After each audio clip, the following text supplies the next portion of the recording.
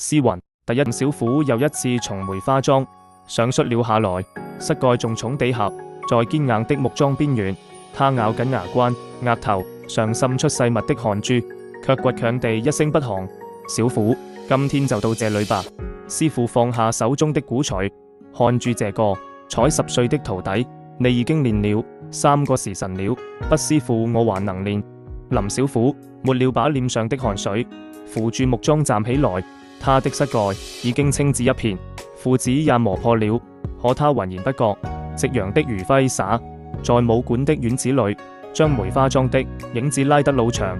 林小虎深吸一口氣，再次躍上木樁，他的腳尖輕點，身形如燕，在高低錯落的木樁間穿梭。這一次他完美地完成了整套動作，好師傅忍不住喝彩。小虎，你很有天賦，但舞獅不僅僅是技巧，更重要的是要理解詩云。詩云。林小虎停下動作，疑惑地看住師傅。師傅走到圓角的獅頭前，輕輕撫摸住那斑駁的彩繪。獅子不是猛獸，是長睡。舞獅的人要讓獅子活過來，要讓他喜怒哀樂，要讓他與觀眾心意相通。林小虎似懂非懂地點點頭。他走到獅頭前，小心翼翼地將它舉起。透過獅嘴的縫隙，他看見夕陽將整個院子染成金色。師傅的身影在光影中顯得格外高大。師傅，我以後也要像你一樣，成為最好的舞獅人。林小虎自戀的聲音裏帶住堅定。師傅笑了眼角的皺紋，裏藏住因為好。但你要記住，舞獅不是一個人的事，獅子要2個人才能舞得起來，一個獅頭一個獅尾，要心意相通，要互相信任。林小虎轉頭看向站在一旁的阿龍，阿龍比他大2歲，是師傅的兒子，總是默默地跟在他身後做他的獅尾。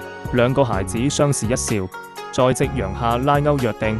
小虎、阿龍，師傅突然嚴肅起來，你們要記住，舞獅是我們的根，是我們的魂，無論將來發生什麼，都要把這滿手藝傳下去。是師傅。2個孩子異口同聲地回答。夜幕降臨，武館裏點起了燈。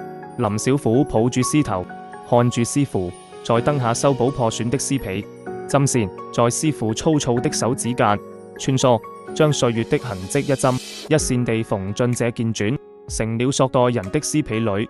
這一刻，林小虎忽然明白了什麼是詩云。那不僅僅是一個動作，一個技巧，而是一種流淌在血液裏的傳承，是一種無法割捨的責任。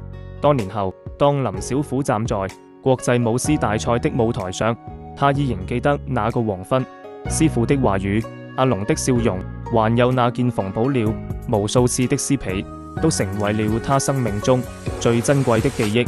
而現在，他要將這份記憶、這份責任繼續傳承下去。